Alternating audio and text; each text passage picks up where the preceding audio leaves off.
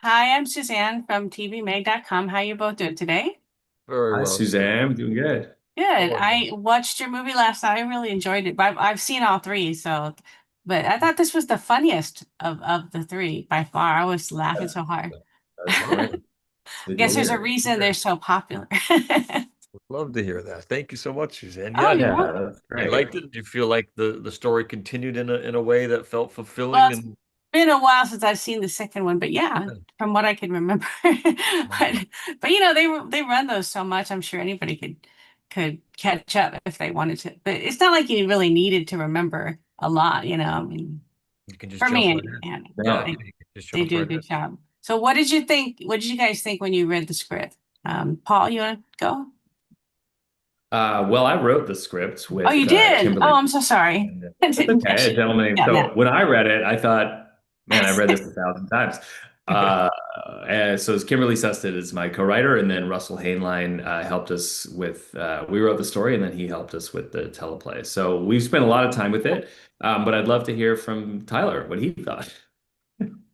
Yeah, I mean, these guys do something that is like the hardest thing in the world for Kim and Paul, who've started this franchise from the beginning and created these characters out of the incredible talent that is their minds, and for them to continue with the challenges that it takes to make a movie to serve an audience that has expectations within a budget that has certain constraints, with all the voices that have to sort of partake in making these movies. It is no easy task, and it is a gift and a privilege. And when I read anything by those two, I am just eternally grateful that I get to be anywhere in the vicinity of their craftsmanship, because there's no one who does it quite like them, and they're the sole reason why these movies are as lovely as they are. Everybody contributes to these things and are very valuable players, and but there's no greater creators on these projects than Paul and Kim.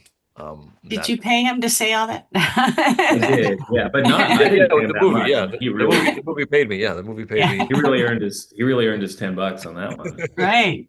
So I just love the interplay, particularly between you two, the way Taylor's always giving Stefan a hard time. Yeah. Uh, is that all in the script, or did you do any ad-libbing, or how's that work? What do you think, Paul? There's a lot of ad What's the libbing. Yeah, percentage?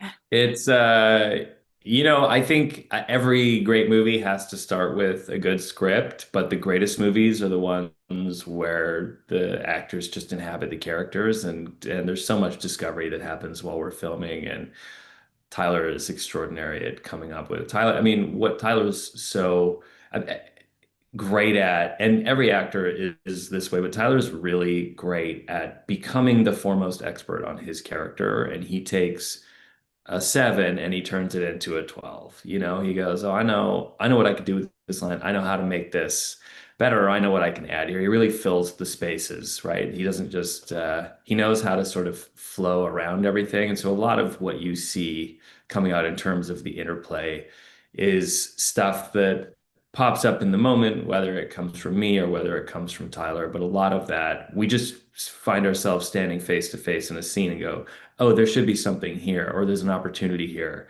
And there's probably for every joke that you see, there's 13 on the cutting room floor that didn't make it in because it's just nonstop. Right, right. And that your character says that several times in the movies. I got an idea. It's always Guy's got not a always lot a of good ideas. idea, Yeah, he does. He does. Taylor so does have a lot of ideas. Yeah. how did you think of the cockatoo though? And then you had to go through all that and bring that into story, and then you had to act with it. I mean, Yeah, credit to Russell Hainline because originally Kim and I had conceived of that as a cat. Oh, We wanted this sort of unusual relationship between Bob and his animal that kind of gave everybody pause for thought. And Russell pointed out that in Meet the Parents, Robert De Niro's character has a prized cat, and we went, oh, "Oh, shoot, that's right. That's a yeah. little too on the nose." And then Russell sort of jokingly said, "What if it was a parrot?" And we were like, "That's insane." And then we started to sort of laugh about it, and we were like, "Wait, what if it was a parrot and it could talk?" And it just kind of evolved from there. So that one came from Russell Hainline's madness, his sort of mad genius. All right. Well, unfortunately, my time is up, but I hope everybody loves the movie as much as I did. Thank you Seriously. so much. Thanks, Suzanne. All Appreciate it. right. See you next time. Cheers.